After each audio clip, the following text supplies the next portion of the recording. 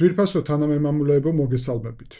დღეს თქვენთან ერთად უნდა გავიხილოთ ძალიან მნიშვნელოვანი საკითხი, რომელიც შეეხება შეერთებულ შტატებსა და რუსეთს შორის გაფორმებული დოკუმენტის პრაქტიკულად გაუქმებას, დასრულებას უпроსწორად, რომელიც რეალურად გათვლილი იყო 2026 წლის 5 თებერვლამდე და პრაქტიკულად დღეს პირველი დღე არის როდესაც ჩვენ გავიღვიძეთ ახალ სამყაროში, სადაც აღარ არსებობს იურიდიულად რუსეთსა და შეერთებულ შტატებს შორის მექანიზმი შეზღუდვის მათი ბირთვული შესაძლებლობების. კერძოდ საუბარია სტრატეგიულ ბირთვულ რაკეტებზე და ზოგადად შეიარაღებაზე. ეს დოკუმენტი პრინციპში შეგვიძლია ვთქვათ, რომ ბირთვული იარაღის ჩამოყალიბების პერიოდიდან ასეთი დოკუმენტი ჩამოყალიბდა, მათ შორის კარიბის კრიზისის ეტაპს თუ არ ჩავთვლით, სადაც ასეთი გამწვავება იყო, შეგვიძლია ვთქვათ, რომ გარკვეულწილად კარიბის კრიზისის ლოგიკაში ვბრუნდებით დღეიდან, რადგანაც დღეს აღარ არის შეზღუდვა და ეს შეზღუდვა პრინციპში ბოლო შეთანხმება იყო ხელმოწერილი 2010 წელს, 2011-ში შევიდა ძალაში და რეალურად მოიცავდა ამ პერიოდს კონკრეტულად, სადაც უნდა ყოფილიყო შესაბამისი შეზღუდვები. კერძოდ 1550 ერთეულამდე უნდა ყოფილიყო შეერთებული შტატების და რუსეთის სტრატეგიული ბირთვული შესაძლებლობები შეზღუდული ამ რაოდენობით უნდა ყოფილიყო, მათ შორის კონკრეტულად საუბარია მათ შორის რაკეტებზე, ჭურვებზე, ასე შემდეგ, რაც შეიძლება იყოს მატარებელი ბირთვული იარაღის. ეს ზოგადად იყო გარკვეული შემცირება მანამდე არსებული შეთანხმებიდან, რომელსაც სორტი ერქვა და ეს შეთანხმება ეხლა რომ გაუქმდა, მას ერქვა New Start. სორტის ფარგლებში 2200 რაკეტის შესაძლებლობა იყო დაშვებული, ამ ბოლო შეთანხმების ფარგლებში 1550. მათ შორის საუბარი იყო ბალისტიკური კონტინენტთაშორისი რაკეტების შეზღუდვაზე, ბალისტიკური რაკეტების შეზღუდვაზე, რომლებიც იქნებოდა გამოყენებული ასევე ამ მიმართულებით, ანუ კლასიკური და წყალქვეშა ნავებიდან გაშვებული ბალისტიკური რაკეტების შეზღუდვა, ასევე ძალიან მნიშვნელოვანი მიმართულება ამ პროცესში იყო შეზღუდვები, რომელიც დაწესებული იყო მძიმე, ესე იგი, ბომბდამშენებზე და ზოგადად შეზღუდვები იყო დაახლოებით 700 ერთეული, ხოლო მზა სამხედრო მდგომარეობაში ყოფი ბალისტიკური რაკეტების და გაშვების სისტემების, ასე ვთქვათ, დაფიქსირებული გაშვების შახტებს რო ეძახიან, ეგეთი სისტემები უნდა ყოფილიყო 800 და არა მეტი. და SNB-3, რუსები ასე უწოდებდნენ მას, ამერიკელები New Start-ი, გულისხმობდა წელიწადის განმავლობაში 18 ინსპექციას, შემოწმებას ერთობლივი ამ სამხედრო ობიექტების ორმხრივად და ამის შედეგად პრაქტიკულად უნდა ყოფილიყო მონიტორინგი ერთობლივ ბირთვულ იარაღზე. ეს შეთანხმება დაიდო ჯო ბაიდენსა და ვლადიმერ პუტინს შორის 2021 წლის თებერვალში კიდევ ერთხელ გახანგრძლივდა 5 წლით და დასრულდა 2026 წლის 5 თებერვალს, ანუ გუშინ. აქვე უნდა ვთქვათ, რომ უკრაინაში ომის შემდეგ მკაფიოდ და მკვეთრად შეიცვალა მდგომარეობა და გაუარესდა ურთიერთობები ვაშინგტონსა და რუსეთს შორის და ამ გაუარესების შედეგად პრაქტიკულად ჩვენ ვნახეთ, რომ რუსეთი იყო ის მხარე, რომელიც გარკვეულწილად გამოვიდა ამ შეთანხმებიდან. კერძოდ, რუსეთმა უარი განაცხადა მონიტორინგის დაშვებაზე, ანუ შეშვებაზე საკუთარ ტერიტორიაზე ამ მონიტორების და შემოწმების ინსპექციის ჩატარებაზე. საპირისპიროდ შეერთებულმა შტატებმა ბრალი დასდეს რუსეთს იმაში, რომ რუსეთი მიზანმიმართულად, ესე იგი, პრაქტიკულად დე-ფაქტო გამოდის ამ შეთანხმებიდან. რუსეთი ამავდროულად აცხადებდა, რომ იურიდიულად გამოსული არ არის და შესაბამისად სავალდებულო არის ამ შეთანხმების შესრულება.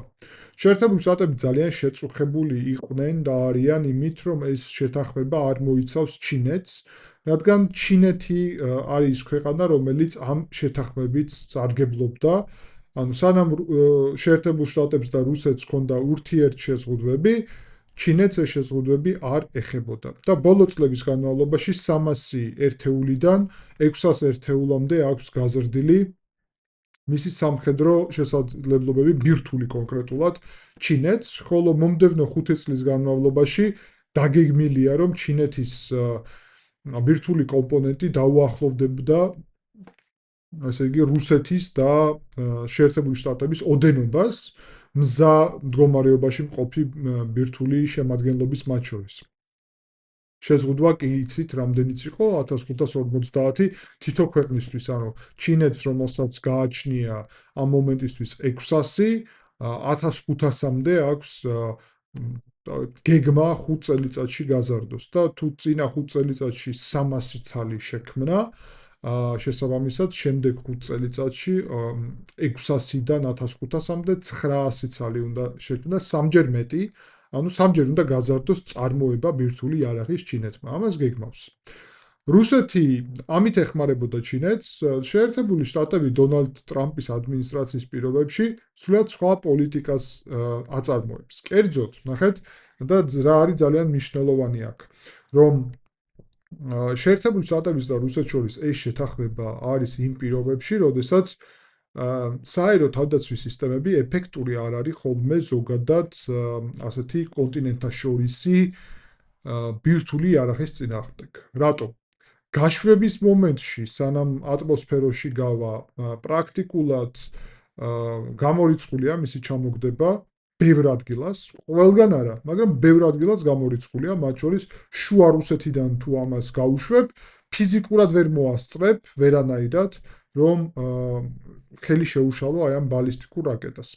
მეორე მხრივ, თვითონ კოსმოსში ფრენის დროს ბალისტიკურ რაკეტას ატმოსფეროს ზედა შრეებში, ასე ვთქვათ, იმედია სწორ ტერმინოლოგიას ვიყენებ, მაინც სპეციფიკური ტერმინოლოგია არის.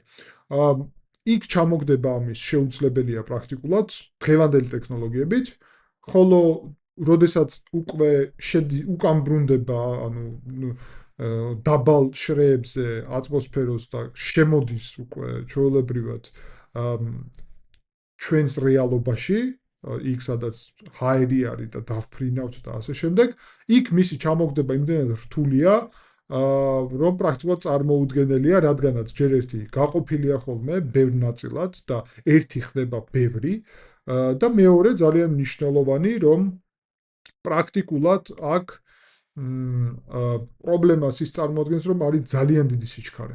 და ეს თქვენთან ერთად ვნახეთ მათ შორის ორ მაგალითზე ბოლო პერიოდში, ну ვინც აკვირდება, ვინც მილიტარისტობს, ასე ვთქვათ, ვინც აკვირდება, იცის, რომ ორეშნიკის ტიპის ბალისტიკური რაკეტა რუსეთმა გამოიყენა კონკრეტულად უკრაინის წინააღმდეგ რამდენიმეჯერ და ნახეთ რა სიჩქარეც არის, ხო, ბოლო ეტაპზე ამ ბალისტიკური რაკეტის გამოყენების, ხოლო ასევე ვნახეთ იგივე გააკეთა ირანმა ისრაელის წინააღმდეგ და რამდენიმე დავარდა როგორც იცით თელ-ავივში. შეგვიძლია ვთქვათ, რამდენიმე დარტყმა მიაყენეს, თუმცა მან პრობლემური ის არის, რომ ის როგორც მიაყენეს დარტყმა, მიზანს პრაქტიკულად, ну რამდენადაც ვიცით, ესე ზუსტი ინფორმაცია, რა თქმა უნდა, არავის ექნება, მიზანი რა ქონდათ, ეგეც საჯარო არ არის, მაგრამ როგორც ჩანს, ვერ გაარწყეს ვერაფერს. რატომ? ბალისტიკურ რაკეტამ არ არის ძალიან ზუსტი იარაღი. რუსებსაც იგივე ჭირთ რეალურად, რომ ბალისტიკური რაკეტით ძალიან ზუსტი დარტყმების განხორციელება არის ძალიან რთული.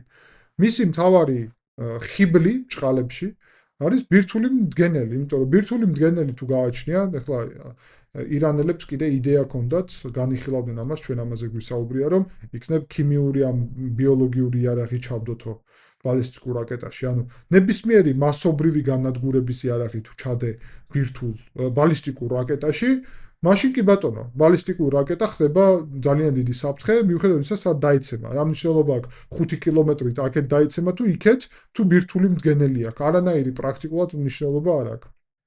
ეპიცენტრის საკითხს წყვეტს, ისიც 5 კილომეტრი შეიძლება არ იყოს, პირობითად შეიძლება 500 მეტრი განსხვავებაც იყოს. და ეგეც დიდია ზოგადად ახლა მიზანი როცა გაქვს 500 მეტრა არის სხვა სამი შენობით იქეთ დაახლოებით და ბირთვული იარაღი თუ გამოიყენეს სხვა რეალობა.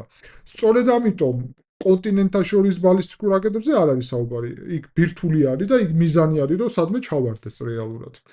ამიტომ დღეის მდგომარეობით ბირთვული იარაღი წარმოადგენს სერიოზულ საფრთხეს. მაგრამ შეერთებულ შტატებს აქვთ კონკრეტული ხედვა და პრეზიდენტ ტრამპს ეს აქვს გაცხადებული. ეს არის ოქროს გუმბათი, ასეთი საერო თავდაცვის სისტემა, რომელიც გულისხმობს სენსორებს, ლაზერს, მრავალშრიან საჰაერო და ანტისარაკეტო თავდაცვის სისტემას, მათ შორის კოსმოსში. და ეს არის ყველაზე საინტერესო და მნიშვნელოვანი. გარდა ამისა, გრენლანდიაზეც. გრენლანდია, რადგანაც მდებარეობს დედამიწის ყველაზე ჩრდილოეთ ნაწილში და რეალურად ნებისმიერი ბალისტიკური რაკეტისთვის, იმისთვის რომ მოხვდეს შეერთებული შტატების ტერიტორიაზე, თუნდაც კონტინენტთა შორის გარკვეულწილად გრენლანდიის ტერიტორიის გავლიდან, საჰაერო სივრცე იგულისხმება ტერიტორია, ცხადია, ანუ გრენლანდიის თავზე ან ჩრდილოეთ ყინულოვანი ოკეანის თავზე უნდა გადაიფრინოს, ამიტომ პრაქტიკულად იქ თუ იქნება განთავსებული ეს ყველაზე წარმატებული და ბოლო ვერსიების საერო თავდაცვის და კიდევ თუ იქნება კოსმოსში და სადაც კოსმოსში ყველაზე მარტივად შეგიძლია რეალურად ნებისმიერი დარტყმა განახორციელო ამ სისტემების მიმართულებით, რადგანაც რეალურად რომ ვთქვათ, კოსმოსში ეს სისტემები აი მარტივად არის განადგურებადი და ამის ბევრი მაგალითი არსებობს თეორიული. პრაქტიკული მაგალითები იმიტომ არ არსებობს, რომ კოსმოსში ესეთი სისტემები უბრალოდ განლაგებული არ არის ამ მომენტისთვის და არც არავის ქონდა ამის ამბიცია, რომ ასეთ პროგრამას ჩამოაყალიბებს. რატომ? იმიტომ რომ კონგრესმა ეხლა უკვე 25 მილიარდი გამოუყო ამ პროგრამას, მაგრამ ეს არის შესწავლის მიზნით.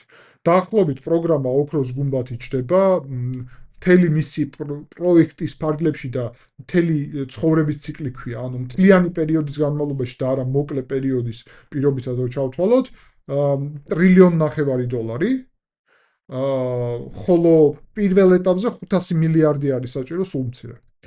და ძალიან ბევრ ამას მოიცავს, მათ შორის ლაზერულ შეიარაღებასაც და ეს არის ძალიან საინტერესო. სავარაუდოდ იქ ისრაელთან ერთად იგულისხმება თანამშრომლობა, იმიტომ რომ ისრაელი არის მოწინავე საერო თავდაცვაშიც, ლაზერულ ტექნოლოგიებშიც, ზოგადად კოსმოსშიც, ბევრ ამაში. მოკლედ ეს სავარაუდოდ უნდა იყოს ამერიკულ-ებრაული პროექტი დაახლოებით, ან ამერიკასა და ისრაელს შორის თანამშრომლობის შედეგი.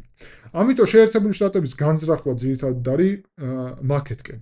მეორე მომენტია, რომ შეერთებულ შტატებს აქვთ კონკრეტული ეხლა გეგმა, რომელიც გულისხმობს იმას, რომ რუსეთს, რადგანაც ეხლა ძალიან ეკონომიკურად უჭირს, ხოლო ჩინეთს პირდაპირ თქვათ, რომ ჩინეთს ეს შეთანხმება არ ეხება და ამიტომ ჩინეთი თავს ძალიან კარგად გრძნობდა ამ შეთანხმებით, რუსეთი და ამერიკა ზღუდავენ საკუთარ შეიარაღებას, ამით სარგებლობს ჩინეთი, ზრდის საკუთარ შეიარაღებას და ემზადება თავისუფლად რისთვისაც უნდა, როგორც უნდა.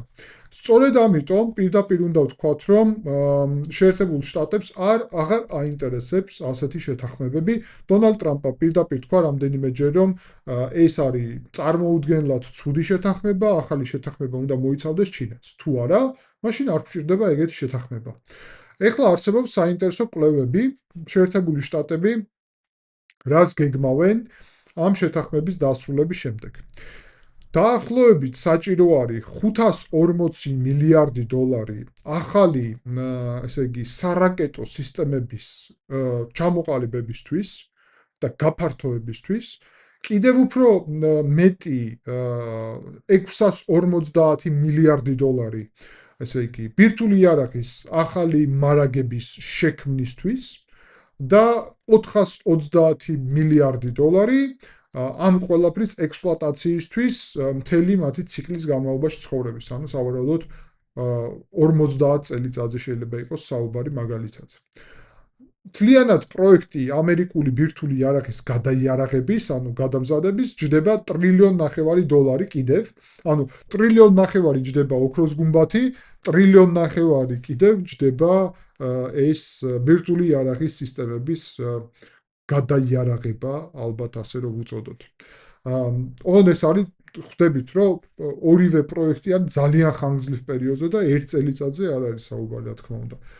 ბიუჯეტი ამერიკის ტრილიონი არის სამხედრო, ტრამპი გეგმავს შემდეგი წლიდან, რომ $1.5 ტრილიონი გახადოს.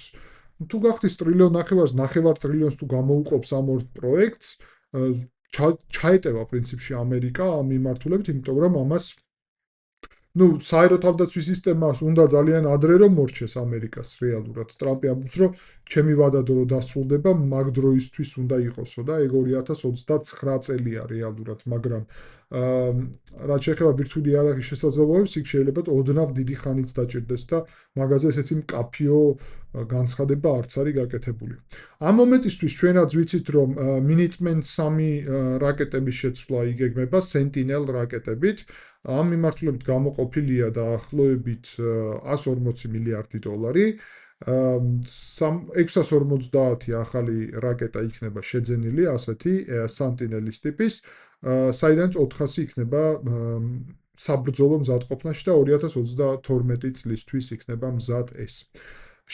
გადაიარაღების შემდეგი კომპონენტი ეხება, ესე იგი, წყალქვეშა ნავებს, კონკრეტულად ოჰაიო კლასის წყალქვეშა ნავების ჩანაცვლება იგეგმება კოლუმბია ახალი კლასის 12 ასეთი წყალქვეშა ნავით და მთლიანად ამის მშენებლობა ამ სპეციალური წყალქვეშა ნავების $126 მილიარდი დაჯდება, ხოლო მთელი მათი ციკლი ცხოვრების დაჯდება $267 მილიარდი. გარდა ამისა, სტრატეგიული ბომბდამშენები არის კიდევ ერთი ძალიან საინტერესო მიმართულება. რა თქმა უნდა, ჩვენ თქვენთან ერთად აქტიურად ვიხილეთ, ვინც აკვირდებოდა ისევ მილიტარისტებს, გულისხმობ ალბათ, აკვირდებოდა ირანის წინააღმდეგ სამხედრო მოქმედებებს და იცის რამდენად აქტიურად იყო გამოყენებული B2 ტიპის სტრატეგიული ბომბდამშენი. იგეგმება შეერთებული შტატების მიერ B2-ის, B21-ის და B52-ის შეძენა, ასევე AGM-86 რაკეტების მოდერნიზაცია და ესე იგი განვითარება. გარდა ამისა, შეერთებულ შტატებს ახლა ეძლევა ამ შეთანხმების დასრულების შემდეგ შესაძლებლობა, რომ თითოეულ ბალისტიკურ რაკეტაში ჩატიოს კიდევ უფრო მეტი ასეთი ერთეული ბირთვული იარაღი, თუ აქამდე იყო 1, ეხლა შეიძლება კონდეს 3-4 დაახლოებით. და როგორც კი ეს ყველაფერი მზად იქნება, როგორც კი ბირთვული იარაღის გადაიარაღების კომპონენტი ჩამოყალიბდება, ამას დაემატება ასევე კონკრეტულად მეორე მდგენელი და საერო თავდაცვის სისტემები, აქედან გამომდინარე შეერთებულ შტატებს ექნება წარმოუდგენელი უპირატესობა. რით პასუხობს რუსეთი? ეს ძალიან საინტერესო კითხვაა და მოდით ჯერ დავიწყოთ ფაქტით. რითაც რუსეთი პასუხობს, ბოლო პერიოდში, საბჭოთა კავშირის დაშლის შემდეგ, რა ახალი იარაღი ჩამოაყალიბა შექმნა რუსეთმა. ეს თემა არის აქტუალური ამ კონტექსტში. პირველი უნდა ვთქვათ, ეს არის არეშნიკი. მილიტარისტებმა იციან, სიახლეს არ ვიტყვი, არეშნიკი არის რეალურად საბჭოთა ტექნოლოგია, საბჭოთა იარაღი, რომელიც არის ოდნავ შეცვლილი, ეს არის საშუალო მანძილის ბალისტიკური რაკეტა 3500-5500 კილომეტრის რადიუსით, დისტანციით და ესე იგი რეალურად ეს არის სხვა ბალისტიკური რაკეტების მსგავსი ტიპის, ირანიც რო იყენებს თავისი არსით, დიდად არ განსხვავდება შინაარსით ირანული ბალისტიკური რაკეტებისგან, არ გააჩნია ბირთვული მდგენელი, თუმცა შეიძლება კონდეს და რუსეთი ამით ემუქრება ევროპას, თუმცა არსი იმაში არის, რომ 6 ბლოკისგან შედგება, მათ შორის არა ბირთვულიც შეიძლება იყოს და ამით კიევს რამდენიმეჯერ დაარტყეს, იცით. რეალურად ბირთვული კომპონენტის გარეშე ორეშნიკი არის, ჩემი შეფასებით, დიდად არაფერი. რას გულისხმობ? რა თქმა უნდა, სადაც ჩავარდება, ძალიან შეიძლება დიდი ზიანი იყოს, მაგრამ ეს ძალიან დიდი ზიანი რისგან? იმისგან, რომ რკინის ამხელა მასა, ამხელა სიჩქარით ვარდება. მაგრამ სად დავარდება ის ზუსტი მისამართი რუსეთსაც არ შეუძლია დაადგინოს. არ არის ზუსტი ეს იარაღი და აი ბრუნდებით რეალურად თელ-ავივზე დარტყმებს, ირანის დარტყმებს და აი სად დაარტყეს, რას დაარტყეს, რაღაცას დაარტყეს. აი პასუხი ალბათ არის ყველა ისტორია, რაღაცას დაარტყეს. მაგრამ რას დაარტყეს, თვითონაც არ იციან. ან ვერ გათვლიან თვითონაც რას დაარტყავენ. და აქედან გამომდინარე, ესეთი ბალისტიკური რაკეტები ბირთვული მდგენელის გარეშე დიდად არაფერი განსაკუთრებული იარაღი არ არის. თან ახალი ტექნოლოგია არ არის. ახლა ახალი ტექნოლოგიები რუსეთს აქვს ჭყალებში. რატომ ამბობ ჭყალებში? იმიტომ რომ განცხადება აქვს გაკეთებული, როგორც ექსპერტები, მათ შორის რუსეთში არა, აი გარეთ ექსპერტები, ებრაელი ექსპერტები როგორც ამბობენ, მულტფილმები გვანახესო, მართლა ეგრე არის, ანუ რაღაც ვირტუალური მულტფილმი, ანუ რეალური კადრები არა, გვანახეს როგორ მუშაობს ეს ახალი სისტემები, მაგრამ რეალურად არავის არ უნახავს ეს სისტემები. წარმოუდგენელი ამბავია, არ ვიცი, შეიძლება აქვთ, შეიძლება არ აქვთ. სპეკულაცია არის სუფთა წყლის. თეორიაში მე პირადად ვიტყოდი, რომ მინიმუმ თუ აქვთ, ისეთი არ აქვთ, როგორიც განაცხადეს, იმიტომ რომ რამდენად ეფექტურია ეს, ცოტა უცნაურია, მაგრამ ნებისმიერ შემთხვევაში მოდ გამიხილოთ. პირველი არის ბურევესნიკი. მოკლედ ეს არის ბირთვული, ესე იგი, ფრთოსანი რაკეტა, რომელსაც შეუძლია მათი ინფორმაციით 1000 უკაცრავად 14000 კილომეტრის მანძილზე მოძრაობა 15 საათში და საათში 1000 კილომეტრი დაახლოებით ფრთოსანი რაკეტა, რომელსაც ბირთვული ძრავი გააჩნია და ბირთვული იარაღიც გააჩნია და ესე იგი შეუძლიაო პრაქტიკულად 14000 კილომეტრზე ნელ-ნელა მივიდეს 14-15 საათში და მიარტყას ბირთვული აფეთქება განახორციელოს, სადაც დაჭირდება. და რადგან სერიოზული მანევრების გაკეთება შეუძლია გზაზე, კონტროლირებადი არისო, ამიტომ მისი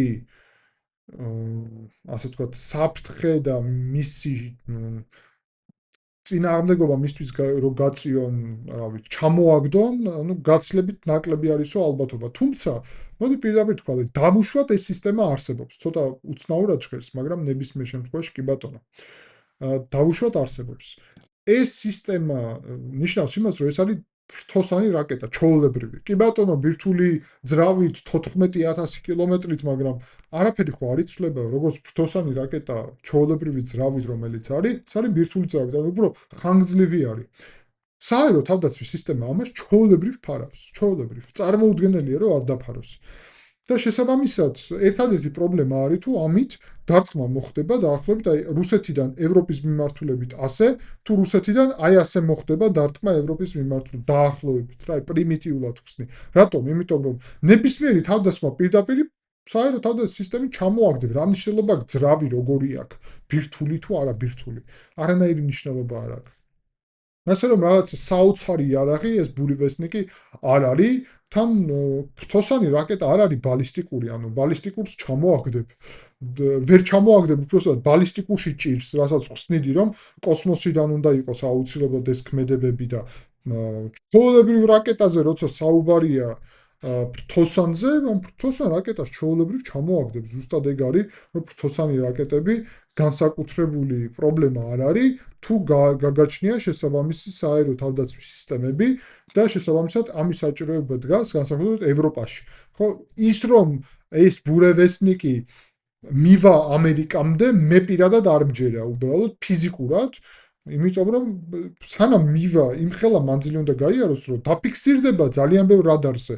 არ არსებობს ეგეთი ტერიტორია, სადაც რადარები არ არის, რომ არ დაფიქსირდეს მოკლედ რა. ამერიკას გულისხმობ, ევროპის მხრიდანაც, არქტიკის მხრიდანაც, ალასკის მხრიდანაც, ანუ ყველა მხრიდან დაფიქსირდება. და რო დაფიქსირდება, სადღაც ჩამოაგდებენ, ასე რომ ვერ მივა შორს. შემდეგი არის პოსეიდონი. პოსეიდონი არის, ასე იგი, წყლის ქვეშა დრონი, ნავი დრონი, რომელიც არის 24 მეტრი სიგრძის, რომელიც კილომეტრი სიღრმით ჩადის და შეუძლია ოკეანეში გადაადგილდებოდეს, ანუ ოკეანიდან ოკეანეში. ასევე უნდა ვთქვათ, რომ 2025 წლის ოქტომბერში წარმოადგინეს, ასევე ბირთვული ძრავი გააჩნია. თეორიაში ბირთვული ძრავების ამბავი მე არ გამოვრიცხავ ამას. ანუ რუსეთს საკმარისი ტექნოლოგია აქვს, ბირთვული სადგურები აქვს და აშენებს ხოლმე და ანუ ბირთვული ძრავი რო შექმნან, მაგას არ გამოვრიცხავ. შესაბამისად, იგივე ბურევესნიკი როგორც ასეთი, ანუ გამორიცხული არ არის, რომ არსებობს. მეორე მომენტია, რომ მისი ეფექტურობის საკითხი უფრო დგას და 14,000 კილომეტრს რო გადის 15 საათში, ანუ 1000 კილომეტრი საათში, ხო? ანუ ამის დაფიქსირება რთული არ არის. კაი, და ამას რაც შეეხება ახლა წყლის ქვეშა ნავების დაფიქსირების ტექნოლოგიებიც არსებობს. კაი, დავუშვათ, გარკვეულწილად ვერ აღმოაჩინე ეს წყლის ქვეშა ნავი თავიდან. მერე უკვე შენ ტერიტორიას რო უახლოვდება, იქ ხო უნდა დააფიქსირო, კი ბატონო და ეს პოსეიდონი რას აკეთებს, ანუ უნდა რეალურად მივიდეს და იქ რადიოაქტიული ცუნამი მოუწყოს. ანუ რამე იარაღი კი არ გააჩნია, მივიდეს და სადღაც აფეთქდეს იმ ქვეყნის ტერიტორიასთან ახლოს და ცუნამი მოუწყოს რადიოაქტიული. მოკლედ მაგარი იდეები აქვს რუსებს. საინტერესო ის არის, ხო, ის რომ ეს რადიოაქტიურ დაბინძურებას გამოიწვევს და ასე შემდეგ, კი ბატონო. თან ანუ რა მასშტაბით ზღვაში ეს არ არის დარტყმა წერტილოვანი, მოკლედ, მას ტერორისტული იარაღი უფრო არის, მაგრამ გვერდზე გადავდოთ ეგ ამავე, კარგი. შევაფასოთ ემოციების გარეშე. კი ბატონო, ეს იარაღიც პოტენციურად შეიძლება პრობლემა იყოს, მაგრამ ამერიკას აქვს მოწყობილი სისტემები სპეციალური, რომელიც კონკრეტულად თან რუსეთს ნახეთ, იქ რამდენიმე მიმართულება აქვს რეალურად, ხო? შავი ზღვიდან შორს ვერ წავა თურქეთის და საბერძნეთის გავლით, იქ ყველაფერი მოწმდება. ბალტიის ზღვაში საერთოდ მარტო არის ნატოს ზღვა არის ბალტიის ზღვა, მარტო პეტერბურგი და არის დარჩენილი, ყველაფერი დანარჩენი ნატოა. ვერაფერს ვერ იზამ, დანიით უნდა გაიარო და მოწმდება. კიდევ ერთი არის რეალურად იქეთ უკვე და წყნარ ოკეანეში, ასე იგი, გასასვლელი რუსეთს, რა თქმა უნდა, იქ არის, მაგრამ იქაც შესაძლებელია ბევრი რაღაცის კონტროლი. ყველაზე რთული მდგომარეობა ბუნებრივად არის სწორედ არქტიკაში, სადაც რუსეთს ძალიან დიდი უკონტროლო ზონები გააჩნია მოძრაობის, მათ შორის აი პოსეიდონისთვის. და შესაბამისად, პირდაპირ უნდა ვთქვათ, რომ გრენლანდიის ამბავიც ამას უკავშირდება ბუნებრივად, იმიტომ რომ არქტიკაში კონტროლი არის პრიორიტეტული საკითხი, მათ შორის აი პოსეიდონის საფრთხისგან. კიდევ ერთი რუსეთს რაც აქვს წარმოდგენილი, ეს არის სარმატი და ავანგარდი. სარმატი არის კლასიკური პრინციპში კონტინენტაშორისი ბალისტიკური რაკეტა, რომელიც ოპოლის განვითარება არის ბუნებრივად, მერე სატანაც ჰქონდათ ასეთი ბალისტიკური რაკეტა და ასე შემდეგ, მოკლედ იმის განვითარებაც სარმატი არის ახლა მათი მოწინავე. პრობლემა იმაშია, რომ ეს სარმატი რამდენჯერაც გამოსცადეს, იმდენჯერ არაფერი გამოვიდა. ასე რომ ეს სარმატი ნაკლებად ეფექტური ჩანს. და პრობლემური რჩება დასტური იმისა, რომ წარმატებული გამოყენება სარმატის არსებობს წვრთნების მიზნით, ანუ ექსპერიმენტის მიზნით და არა პრაქტიკული გამოყენება არ არის. ესეთი მაგალითი არ გვაქვს. და კიდევ ერთი არის ავანგარდი, რომელიც არის გარკვეულწილად, აი პირდაპირ ვთქვა, არის გარკვეული სიგიჟე.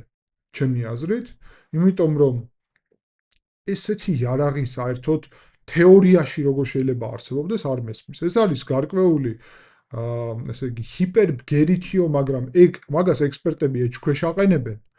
ანუ სიჩქარეს ეჭქვეშ აყენებენ 20 მახით რომ მოძრაობს, ეგ გამორიცხული არის საკმაოდ სერიოზული ექსპერტები. გარდა ამისა, მანევრირების ისეთ საშუალებებზე საუბრობენ, რომელიც ფიზიკურად, ფიზიკაში ეგეთი მეტალები არ არსებობს უბრალოდ, რომელიც მაგით რამეს გაუძლებენ. და პრობლემა მეტალებში კი არ არის, ეგ დაუშვათ, ეგ მაგ სიჩქარეზე არ მოძრაობს და სხვა სიჩქარეზე მოძრაობს და დაუშვათ მეტალმა გაუძლო. მაგ სიჩქარეზე და მაგ ვითარებაში პრაქტიკულად წარმოუდგენელია კონტაქტი, კომუნიკაცია, რომ მანევრი მოაწყოს.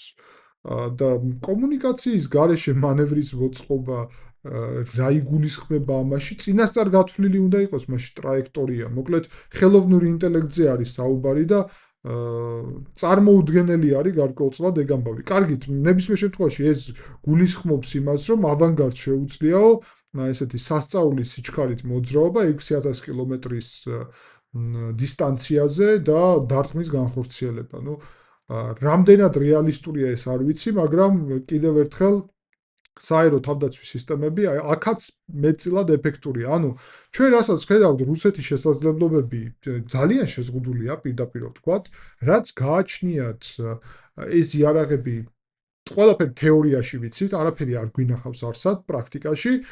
ეგეც გვერდზე რომ გადავდოთ, თუ რუსეთი დაიწყებს ამის წარმოებას და დავუშვათ აქვს და დავუშვათ ესეთი შევიდნენ შეიარაღების ბოლაში, ხო, კლასიკურ ბირთვული შეიარაღების ბოლაში, შეერთებულ შტატებს აქვს უზარმაზარი უპირატესობა, რადგანაც რუსეთის ეკონომიკა როგორ ვითარებაში იმყოფება თქვენთან ერთად განვიხილეთ და აქ-იქ ბმული და შეგიძლიათ ჩვენ გვერდზე ეს ნახოთ, იპოვოთ ეს ვიდეო და ნახოთ და შესაბამისად ძალიან მარტივად რუსეთის ეკონომიკა საშუალებას არ აძლევს რუსეთს შევიდეს ვირტუალ რბოლაში შეერთებულ შტატებთან, რაც გამოიწვევს იმას, რომ შეერთებულ შტატებს უბრალოდ ასე ვთქვათ, ხელფეხი ეხსნება იმისთვის, რომ გააკეთოს რაც უნდა და თან გააკეთოს ვის მიმართ, პირდაპირ ვთქვათ, არა მხოლოდ რუსეთს, არამედ ჩინეთის, იმიტომ რომ როცა რუსეთთან ესეთ შეთანხმებას დებს, ჩინეთის არ გებლობს.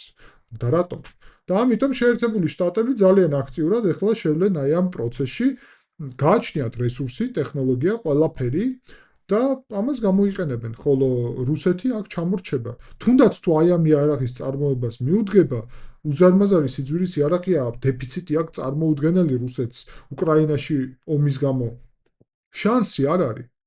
უბრალოდ შესაძლებლობა არ აქვს, რომ კონკურენცია გაუწიოს და ჩინეთს ნამდვილად არ უნდა მისცეს საშუალება ამერიკამ, რომ გაუსწროს აი ამ ტექნოლოგიებში. ამიტომ ძალიან საინტერესო არის ეს ყველაფერი, თუმცა საინტერესოსთან ერთად მოდი პირდაპირ ვთქვათ, ხო, პირველი დღე არის დღეიდან, როდესაც ეს შეზღუდვები, მონიტორინგი, რაოდენობა, ასე შემდეგ აღარ არის, აღარ არსებობს. რაც იმას ნიშნავს პირდაპირ ვთქვათ, რომ აქედან სამყარო გაცილებით ნაკლებად უსაფრთხო ხდება და ნებისმიერი ესკალაციის ალბათობა იზრდება რეალურად და ჩვენ უკვე ვიწყებთ ცხოვრებას ესეთი ბირთვული დაძაბულობის პერიოდში. ეს უნდა გავითვალისწინოთ, ეს დიდი თემაა, მასშტაბური თემაა. ჩვენ ვფიქრობ, რომ გავაგრძელებთ დაკვირვებას და ამ თემის შესწავლას, თუ იქნება გარკვეული სიახლეები, ამ მიმართულებით შევეცდები, რომ მოგაწოდოთ ასევე ინფორმაცია, რადგანაც თემა არის ისეთი, რომ მთელ კაცობრიობას ეხება ყველას, ძალიან პრობლემური საკითხი არის ბირთვული იარაღის რაოდენობა და მარაგი და შესაძლებლობები, გრძელდება მისი მნიშვნელოვნად მატება. იმის ნაცვლად, რომ კაცობრიობა შეთანხმებულიყო შემცირებაზე, პირიქით მატებისკენ მივდივართ, რაც ტექნიკურად კარგი მომტანი ზოგადად არ არის. სუფთა ტექნიკური მიმართულებით, რომ იზრდება გამანადგურებელი იარაღის რაოდენობა დედამიწაზე, რომელიც ადამიანებისთვის ყველაზე საშიშია. დიდი მადლობა ყურადღებისთვის, ვირფასო თანამემამულეებო, არ გვავიწყდება დალაიქება, გამოწერა არხის, შევხვდებით შემდეგი გადაცემის დროს.